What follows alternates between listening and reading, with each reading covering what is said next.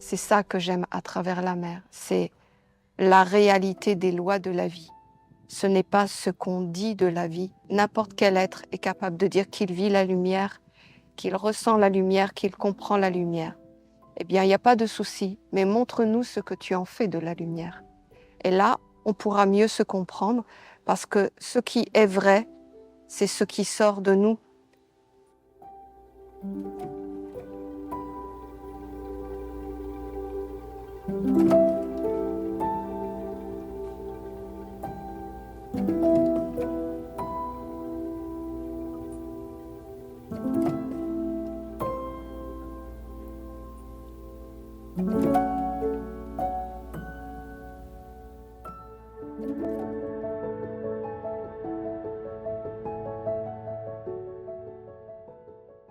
Notre âme est dans un autre monde qui n'a pas pu nous accompagner ici, sur la terre, et qui, au final, essaie de retrouver le langage avec nous. Tu vois, l'âme ne parle pas à un corps, elle parle de ce qui t'appartient de toute éternité, ce qui est du fondamental en toi, ce qui est de ton inné à l'intérieur de toi. Il y a des qualités, quand tu es venu sur la terre, qui t'accompagnaient pour œuvrer. Et tu vois, l'âme ne reconnaît que ça de toi. Elle ne reconnaît pas forcément tout ce que tu fais, tout ce que tu dis, tout ce que tu entreprends, parce qu'en fait, c'est lié à l'incarnation. Et pour elle, elle ne voit pas tant que ça tout ce qui est de l'incarnation.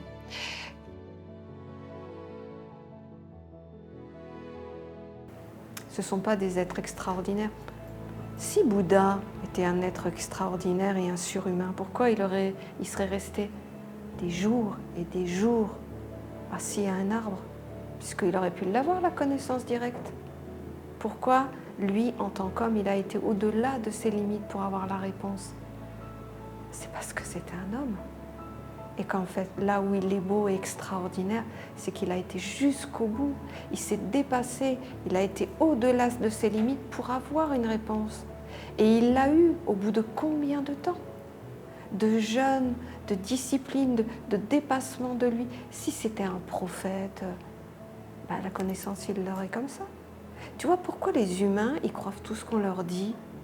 Comme si le côté féerique et fantastique, c'était ça. Est-ce qu'on veut fuir la réalité de la vie? Le monde, c'est pas ça. Mais moi, ce que je pense, en tout cas, c'est moi qui le pense, je pense que ces êtres, que ce soit Jésus, que ce soit Bouddha, et puis d'autres qui avaient peut-être moins d'envergure, mais qui étaient tout autant courageux parce qu'ils étaient différents, moi, je les trouve super beaux, super...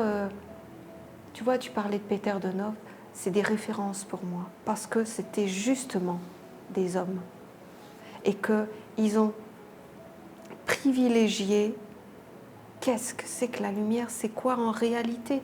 Et comme ils ne l'avaient pas à l'extérieur, la réponse, ils ont été aux limites d'eux-mêmes pour avoir la réponse.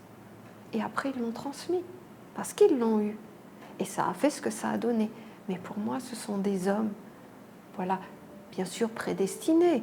Ce ne sont pas des âmes qui commencent leur destinée de vie. Ce sont des êtres qui ont travaillé de vie en vie et qui sont prêts à porter cette fonction. C'est une évidence. Mais ici sur la Terre, quand ils sont arrivés, ils n'étaient pas prédestinés. Ils ont grandi comme des enfants, différents sûrement, mais tac, tac, tac. Et à un moment donné, ils ont vu que c'était ça qu'ils voulaient de leur vie. Et ils n'ont pas été comme la plupart des gens à se dire j'ai un job, je ne peux pas le faire, j'ai une famille, je ne peux pas le faire, j'habite dans tel pays, je ne peux pas bouger. Tu vois? Non, ils ont dit je veux savoir ça. Et ils ont été au bout. En fait, je comprends que dès qu'on est petit, on pointe le centre d'intérêt de la vie vers les choses qui ne vont pas. Si tu ne fais pas ça, tu risques d'avoir ça. Si tu ne fais pas comme ça, tu risques de rencontrer ça. Et en fait, je crois que c'est pour ça qu'on nous éloigne volontairement de l'essentiel de notre vie. Et je pense que vous voyez, on subit la situation. Mais non seulement on l'a subie, mais en fait, c'est pas de notre faute. Je crois vraiment que c'est pas de notre faute. Dans le sens, bien sûr, on a des imperfections, on a des défauts. Écoutez, c'est pas... Quand on regarde, quand on pointe la situation dans la réalité, je ne parle pas des gens qui sont dérangés, qui ont des problèmes, ok? Je parle de la majorité des gens normaux. Quand on regarde leurs faiblesses, c'est pas grand-chose. Quelqu'un qui est un peu jaloux, quelqu'un... Et à la rigueur, le plus malheureux, c'est celui qui le vit et éventuellement son entourage. Mais ça ne ferait pas de lui ou d'elle quelqu'un qui doit rencontrer cette souffrance dans la vie, de pouvoir vivre avec son âme, de pouvoir vivre la sérénité, de pouvoir se dire « demain je vais là et il n'y a pas de souci avec ça ». Et j'en conclus que finalement, je vais être grave dans ce que je vais dire, mais je crois qu'il ne faut condamner personne.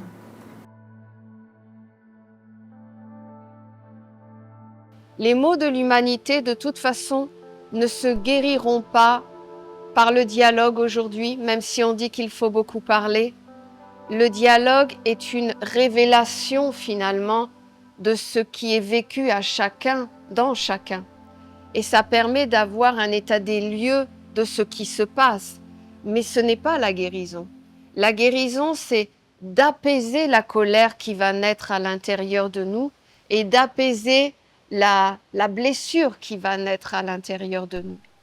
Donc pour ça, pour ne pas engendrer la guerre, la douleur, la blessure, eh bien, il faut être ce que l'on est. Et il faut aussi partager avec autrui ce que l'on est. Et c'est pour ça que la maman nous dit, toi qui es une femme, un principe féminin, toi qui es un homme, un principe masculin, retrouve les valeurs fondamentales de ton principe. Tu n'es pas un homme ou tu n'es pas une femme juste pour procréer. Il y a ça.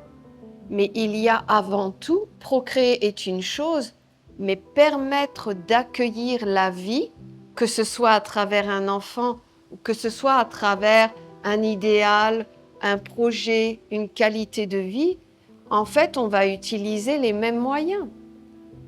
Qu'est-ce qu'on va faire? La maman, la femme, va envelopper d'amour, de tendresse, d'affection, d'empathie, va organiser la vie pour que tout se passe bien. Et ça ne fait pas d'elle quelqu'un d'inférieur. Elle est dans son vrai rayonnement. On va vers des mondes pour avoir des alliances, pour avoir des bénédictions, pour avoir des protections, pour avoir un acquis supplémentaire. Mais voyez-vous, vous pouvez avoir tous les acquis supplémentaires. Si vous n'avez pas de quoi le contenir et le garder à l'intérieur de vous, vous allez être sans cesse obligé de refaire le travail. Donc la première des choses, c'est vraiment un peu comme un animal. Bien sûr, c'est un peu exagéré ce que je dis, mais c'est une attitude innocente à l'intérieur de vous. Allez vous allonger sur la terre. Allez vous frotter avec la terre. Allez vous allonger près des arbres pour savoir ce que c'est que la terre et qu'est-ce qu'elle fait avec la nature. Réappropriez-vous le vrai savoir de la terre. Pas ce qu'on vous a dit, bien sûr, ce sont des orientations pour vous fixer, pour pas vous perdre. On ne peut pas dire des choses et faire autre chose. Ça a assez duré, je pense. On en a trop vu. Et je dirais que peu importe le chemin que chacun prend, mais ce qui doit y avoir comme critère de base, c'est que celui qui t'enseigne doit être capable de mettre en application dans sa vie de tous les jours ce qu'il dit enseigner, ce qu'il dit porter et ce qu'il souhaite transmettre. Si ce n'est le cas, ce n'est pas un enseignement qui est de la vérité jusque dans la terre, jusque dans le réel, jusque dans qu'est-ce qu'on peut en faire dans notre vie. Côté négatif de la vie, il n'est pas tant négatif que ça. Il est juste quelque chose qui te montre que ce n'est pas le chemin et que ce n'est pas la libération pour toi. En fait, il n'est qu'un miroir de ce que tu dois rééquilibrer à l'intérieur de toi et qui te permettra d'être dans ton vrai rayon, toi. Alors, chacun d'entre vous, comme je le disais tout à l'heure, est une particularité, une couleur, une cellule, peu importe le mot qu'on donnera, mais vous avez chacun votre rôle à jouer dans cette nation.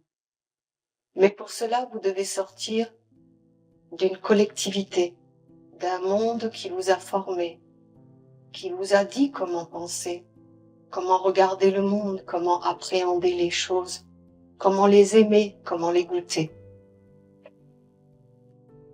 La seule condition d'une individualisation, de faire apparaître exactement ce que l'on est, c'est d'avoir notre propre critérium intérieur. Et pour ça, il faut regarder comment nous-mêmes on regarde les choses. Est-ce qu'on les regarde avec des préjugés, avec des concepts? Est-ce que on en a une sympathie et antipathie sans savoir pourquoi? Et tout ça révèle finalement le dosage de notre esclavage. Aujourd'hui, par ce chemin de la mer, par ces 6 lunes qui sont ouvertes, parce que c'est ce qu'elle a demandé, depuis qu'elle est apparue, la mer a demandé à être présente dans notre vie. Elle l'est de toute façon, même sans passer par les 6 lunes, même sans passer par toutes les initiations. Quand on vient sur cette terre de la mer, on est déjà enveloppé par elle. Si vous êtes un peu subtil ou sensible, vous verrez que déjà, elle vous conduit à être une meilleure personne. Elle vous conduit à vouloir des choses vraies, à chercher la simplicité, à ne plus être dans ces mondes de couleurs, d'envie, de tout ce qui nous conduit à être à l'extérieur. Si on vient sur la terre, ce n'est pas pour essayer de vivre. Si on vient sur la terre, c'est pour faire l'expérience de la vie. Et la vie, ce n'est pas d'essayer de supporter une vie jusqu'à la fin de jusqu'à nos derniers jours. Notre expérience montre que on peut essayer de vivre en gardant, en cherchant, en attendant le moment propice. Mais moi, ce que j'ai envie de dire, c'est qu'on n'a qu'une vie et qu'il ne faut pas attendre pour s'exprimer, révéler et transmettre ce qu'on porte à l'intérieur, parce que en le faisant, ça permet qu'il y ait une histoire plus grande, alors que sinon, on essaie de vivre et je pense même qu'on peut avoir certains regrets à la fin de sa vie.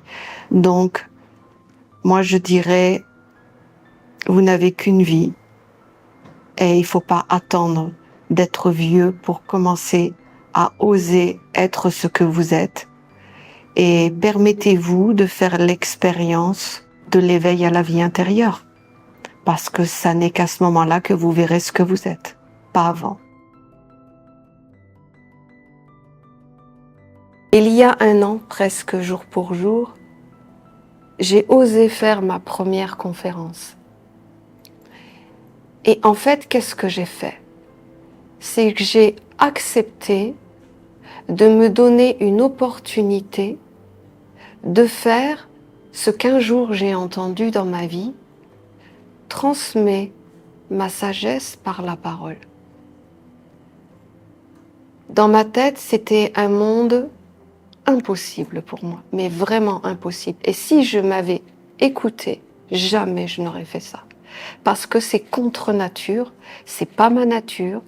C'était très difficile. J'ai dû, chaque jour, vous voyez, me dire, je dois passer mes peurs, je dois passer mon stress, je dois oser me révéler, je dois oser me montrer, je dois oser transmettre. Et ça, ce n'était pas moi. Mais vous voyez, cette parole a été pour moi comme c'est cette nourriture que tu dois manger et faire tout pour lui donner réalité. Et pendant 1 an, comme n'importe qui d'entre vous est capable de le faire, pendant 1 an, j'ai donné réalité à ça. Pas facile, je me suis formée, j'ai appris. En fait, j'étais au même stade que vous. Je ne suis pas quelqu'un de différent. J'ai fait ce que vous pouvez faire demain. Simplement, je n'ai pas lâché. Et j'ai dit, je veux voir. Les lois, c'est quoi? C'est comment tu regardes, tu vas vivre. Comment tu écoutes, tu vas respirer. Comment tu te mets en mouvement, tu ne vas pas créer autre chose que ce que tu mets en mouvement et ce que tu penses à l'intérieur de toi. Ce n'est pas vrai qu'on te dise travaille, prends la place de quelqu'un d'autre, il n'y a pas de valeur dans le travail, ce qu'il faut c'est gagner de l'argent, ce qu'il faut c'est que tu puisses t'acheter ta maison. Ce n'est pas des vraies lois ça, ce n'est pas vrai. Le travail est une valeur, est une noblesse. Et tu dois être fier de travailler. Tu dois être tu dois y mettre des valeurs dedans. Le travail, c'est la construction de la vie. C'est la révélation de tout ce qui est organisé dans ta vie intérieure. Es-tu une tête dans la réflexion? Être capable d'être posé, de regarder une situation telle qu'elle est? Est-ce que tu as ça? Ton cœur, est-ce qu'il est capable d'être dans l'enthousiasme, dans voir le verre plein de la vie? Est-ce que ta volonté est organisée? Est-ce que tu sais poser pas à pas les choses dans ta vie? Tu vois, le travail, ce n'est pas seulement ce qu'on vous a dit. C'est une valeur qui révèle la véritable nature de ce que l'on est.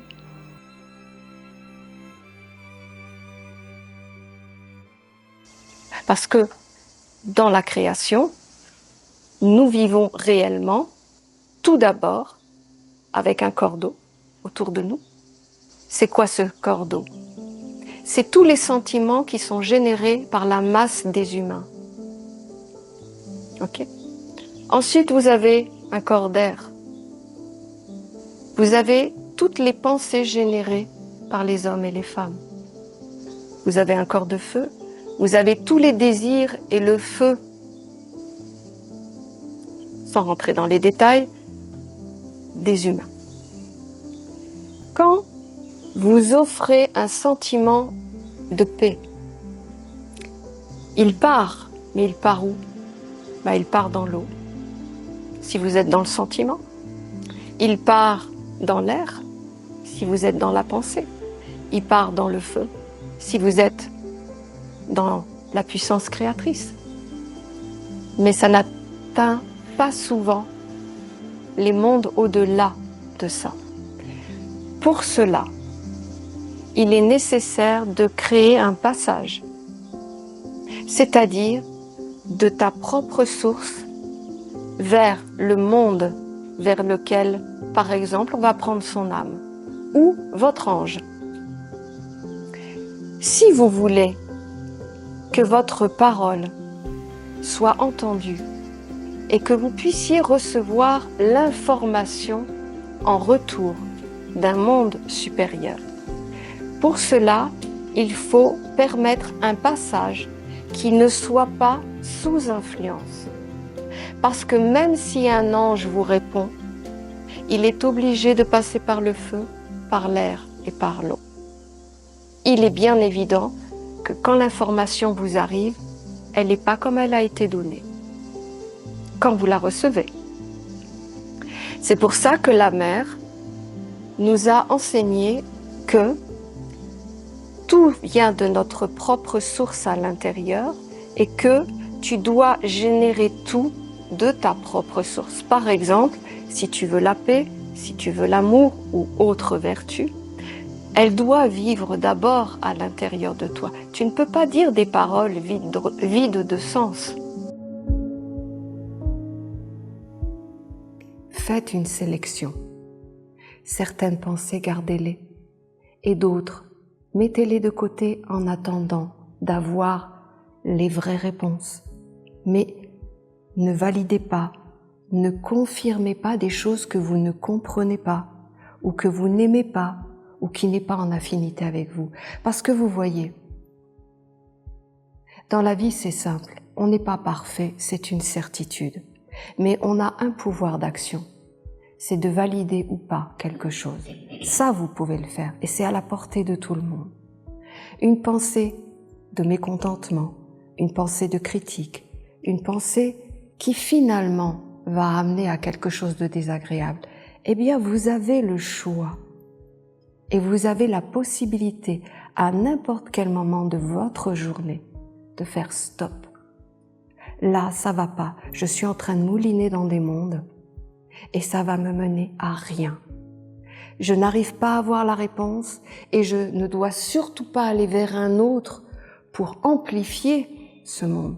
Au contraire, je vais essayer de le mettre de côté en disant ça, quand je serai prêt, je reprends cet élément, je le remettrai dans ma vie et j'essaierai de comprendre. Mais au quotidien, 80% de votre journée, soyez dans des pensées constructives. Le réel n'est pas le matériel. Souvent, on confond les choses. On pense que le réel, c'est ce que l'on voit, ce que l'on touche, et ce qui est incarné et à notre portée avec nos sens. Mais en fait, la mère, ce n'était pas tout à fait ça qu'elle voulait dire.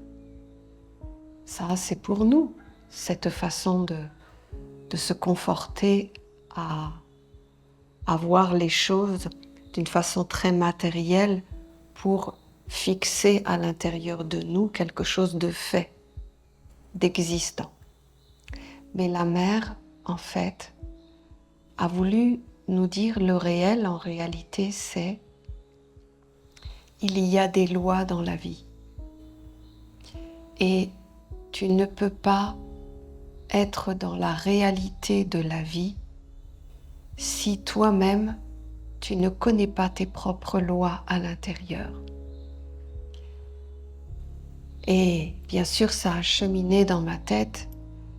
Et au final, j'ai vraiment compris que le réel, c'était comment tu vois la vie, comment tu la conçois, comment tu l'interprètes, comment tu lui donnes une valeur. Et au final, le réel, c'est tes convictions. Est-ce qu'elles tiennent la route ou pas? C'est ça. C'est-à-dire, regarde les mécanismes en toi, regarde comment tu interprètes telle chose, comment tu abordes telle chose, comment tu l'accueilles dans ta vie. Et en fait, le réel, c'est ce que ça engendre.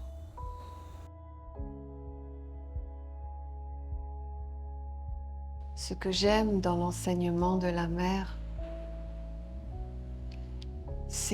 et puis c'est tellement agréable, c'est qu'en fait, on peut regarder, aborder tous les sujets de la vie sans ces maladies doctrinales qui nous abîment et nous enferment et surtout nous empêchent d'être heureux. Le corps de feu est un monde tellement particulier qu'il est presque inexplicable dans le sens que il est la vie, il est ce qui amplifie tout, il est la nourriture pour les mondes supérieurs.